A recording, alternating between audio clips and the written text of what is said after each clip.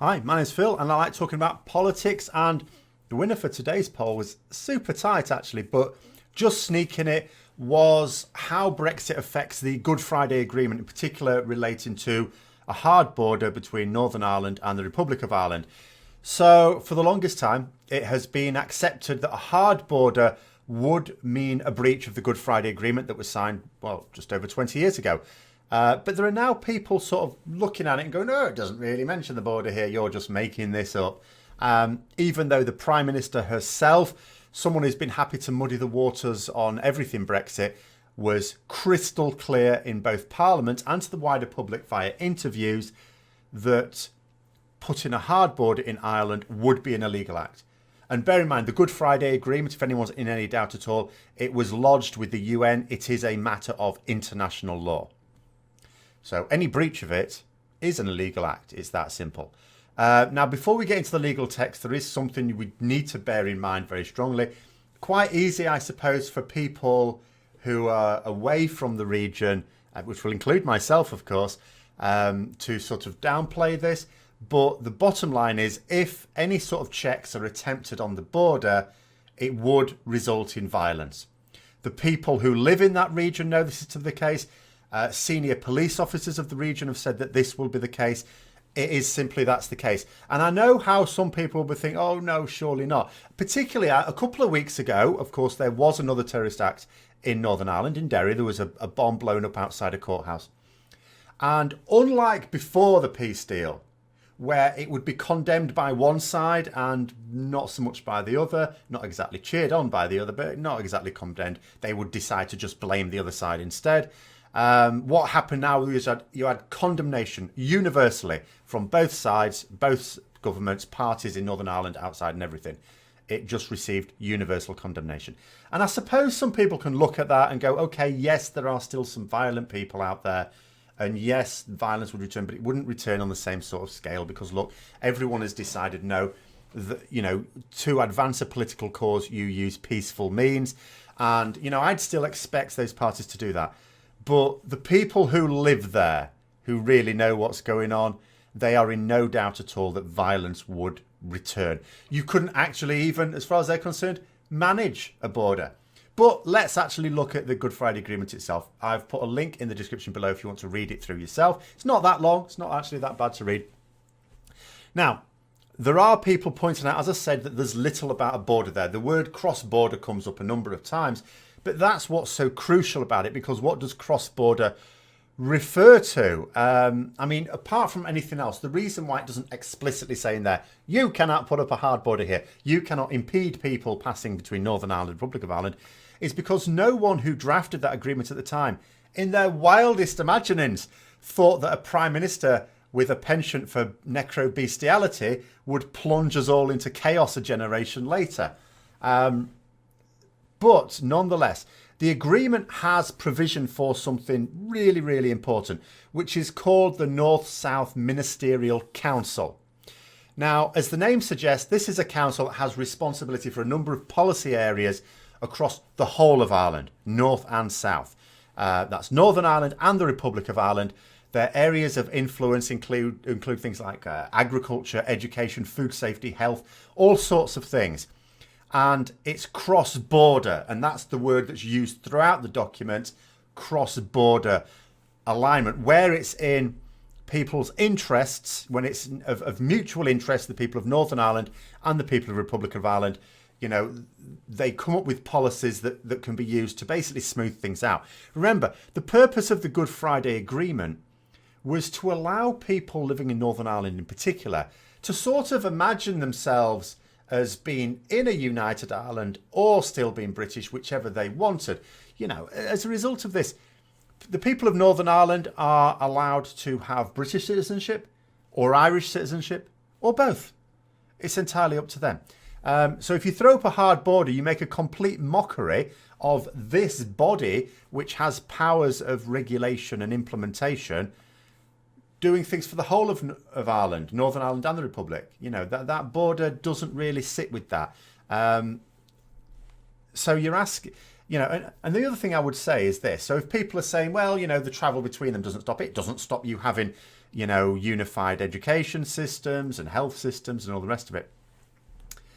Actually, it would a little bit. You imagine, an ambulance from a hospital on one side of the border needing to go to an address on the other side of the border with checks in place. You try telling them that that's a sensible thing to do. But the other thing is, you try going to the people that live in the region on either side, and you try telling them that the free passage of people and goods across that border is not a matter of mutual interest to them. I think they may just laugh in your face, or at least they would if it was actually funny, because it's not. There was a few other councils provided for in the Good Friday Agreement, including a British-Irish Council, which is tasked with harmonising areas of mutual interest, which of course you could say also requires some alignment there. But it could also be argued that a hard border doesn't necessarily impede the work of that particular council, or at least not nearly as much as the North-South Ministerial Council. The other thing is that the Good Friday Agreement has a section on rights. Now, for a population that has seen troops on their streets and terrorists around every corner, the idea of human rights is super important to the people of Northern Ireland. Now, it should be important for people around the rest of the UK as well. But I think, when you haven't had them forcibly ripped from you, you perhaps don't appreciate them as much as you would. And perhaps we've taken it for granted. And given that it was noted, especially at the Chequers meeting, it was known beforehand anyway, some eagle-eyed person noticed some notes being written on the agreement to do with the human rights that we get from being in the EU, which of course was something that Britain came up with. But there you go. And they absolutely want to tear this down. They want to tear it down. There are some Conservative MPs. The people of Britain may go on and somehow swallow this. The people of Northern Ireland will not. They treat them very seriously. And it's not just that there's a codified section on human rights. It's modelled, and it states it very clearly. It's very much modelled on the EU Charter of Fundamental Rights. So you've got EU law written into the Good Friday Agreement. And again, this creates something where if MPs in this country are thinking to themselves, oh, we're just going to abolish this, it'd be brilliant. They'd be talking about abolishing human rights in England, Scotland and Wales, but having to preserve them in Northern Ireland and having to make it really clear that they'd be preserved, which at the moment they're not doing at all. And that, as I say, when you're talking about a population that's grown up where people really didn't feel safe and secure at all, they're going to treat those very, very seriously. Then there's the biggie on security. There's a little section here.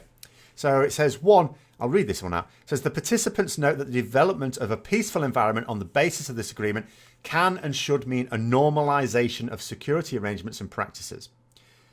Well, here's the thing. If you try and put checks on a border, okay, there's nothing abnormal about that as such. There is on that border at the moment, of course. But in borders in general, there isn't anything abnormal about that. But then, of course, those people are attacked. That means you need a heavy police presence. And those people are attacked. That means you need military presence.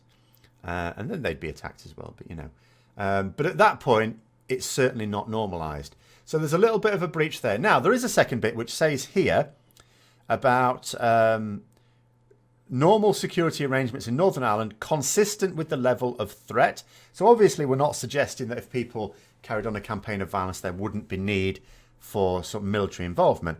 But the thing would be is you would say that although, yes, you could increase security arrangements in the event of violence. First of all, you'd have to allow that violence to happen. You'd be basically sending people to their deaths. Some intern in the border force with a clipboard said, just go and check lorries on that border, would you? Thank you very much. So wait for a few to be killed and then you send in security forces? I don't think so. But then you could also argue, of course, the violence, although you don't say there's a justification for it, the violence would be a consequence of the border. So you're putting in security arrangements as a consequence of the violence. The violence is as a consequence of the border.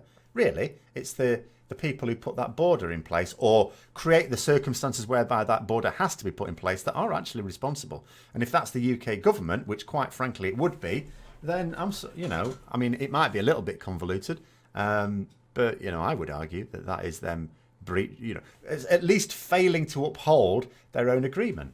And I don't know where legally it would stand.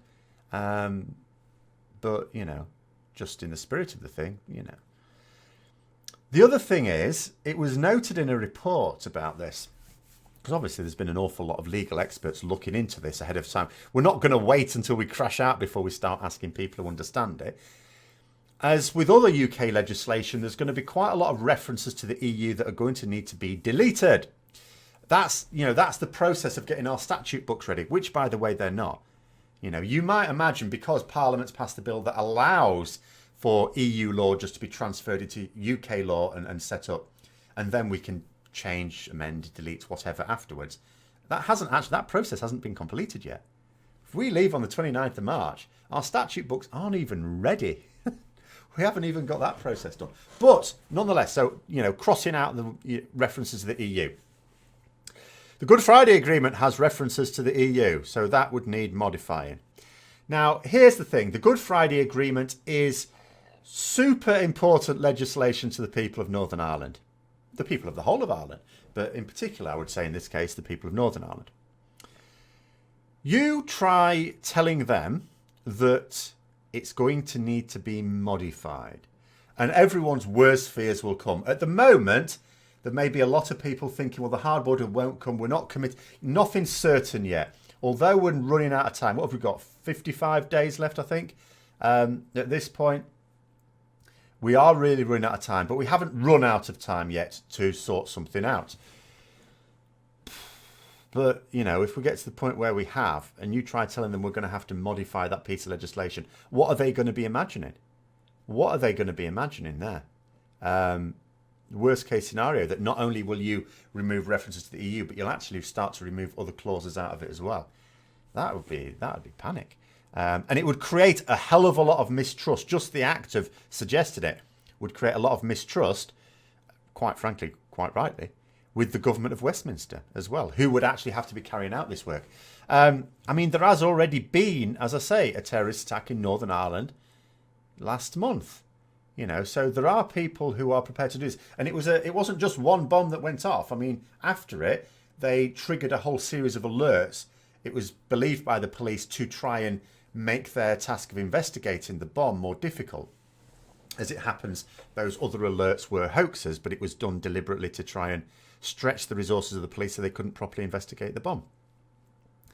And that's how the people of Northern Ireland are going to treat this. When it's sort of told you, right, we've got a peace process here, and if a majority of Northern Ireland ever gets into the situation where it's more in favour of reunification as soon as we get some idea of that, and there's basically a poll that happens every few years, every so often, to try and gauge this, then a referendum will go out, and if it's more than 50%, it doesn't have to be a certain percentage, if it's more than 50% want to reunify, away you go. And people are already saying we're already at that point, so the next time the poll goes out, it's very likely that's to happen. Okay, fine. But what I keep saying is that is not going to be a quick process. First of all, the poll hasn't gone, I don't know when the next poll is. Okay, maybe people who live there can tell me. But, that's not now. Then the referendum has to be arranged. Now, obviously, a referendum has to be arranged by both the Republic of Ireland and the UK. And, that requires legislation. So that could take half a year. Maybe done a little bit more quickly, as it's be hopefully a less contentious issue. It won't need DUP support in Parliament for this.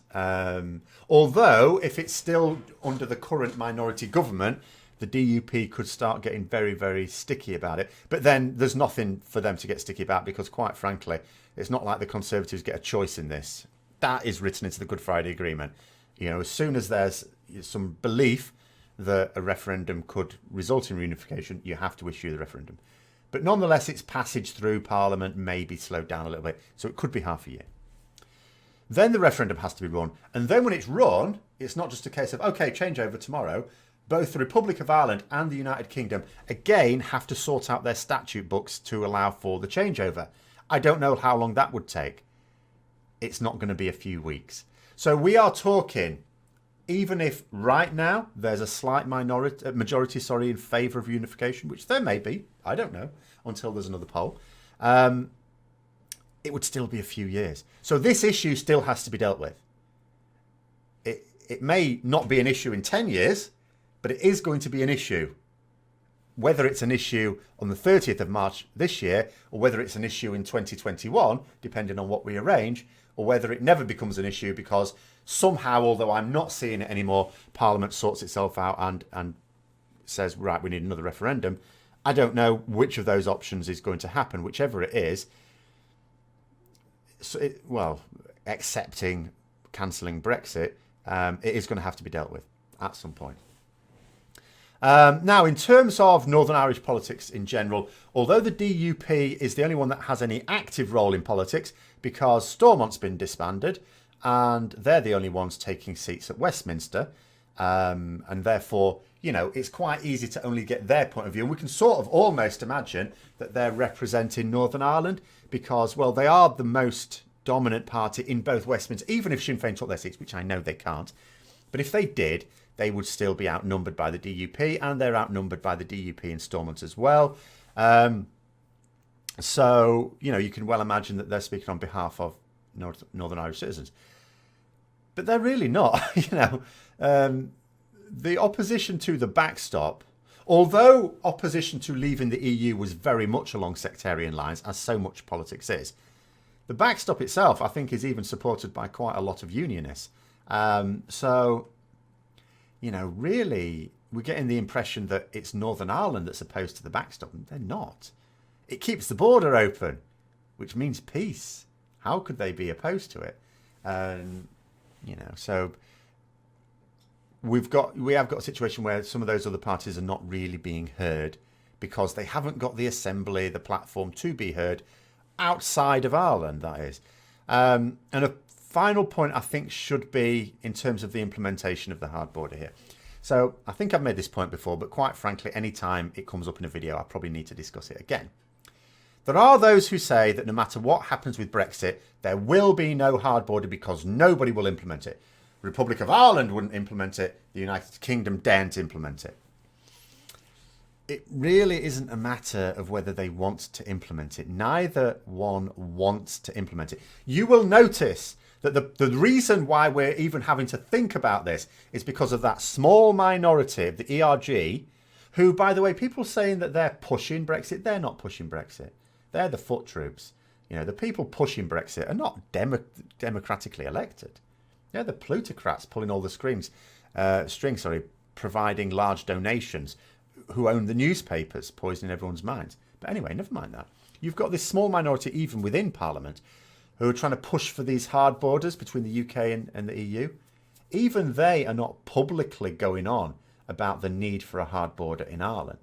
Even they won't do that. Not explicitly anyway. Implicit in what they're actually asking for, though. So, yeah, we can absolutely understand that no one really wants to say we want a hard border.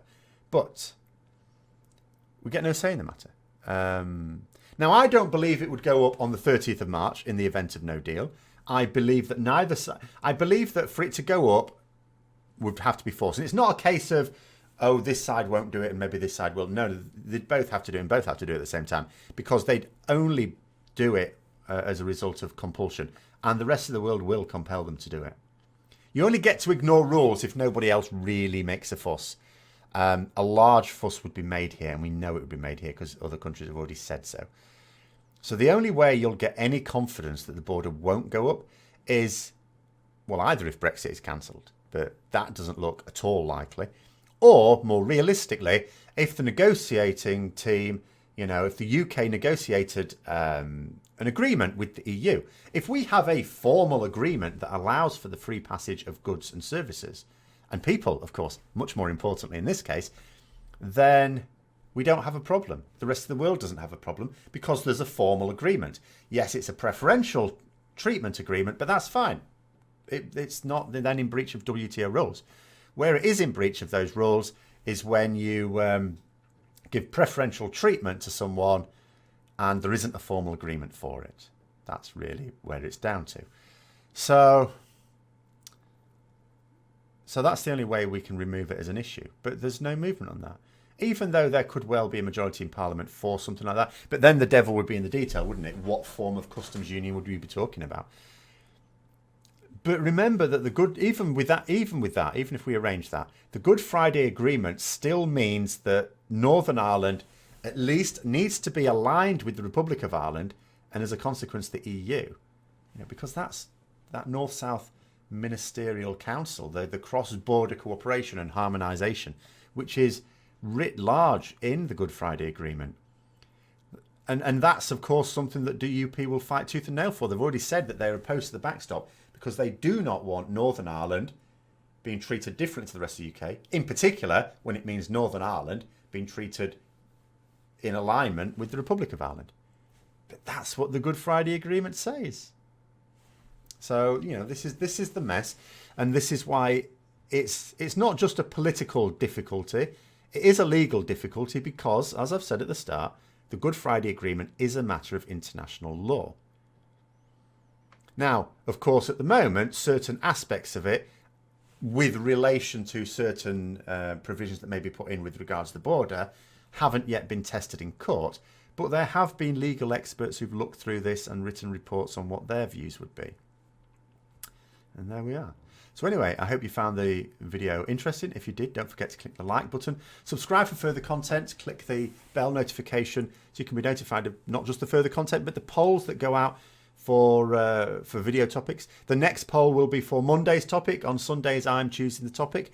In fact, I think tomorrow will be the last one I do a Brexit-related one, after which I think I'm going to do non-Brexit political videos, just because at the moment this has become Brexit Central at the moment, which is important. It is the most important event of my life, but there are other things going on in the world. I don't want to feel too insular.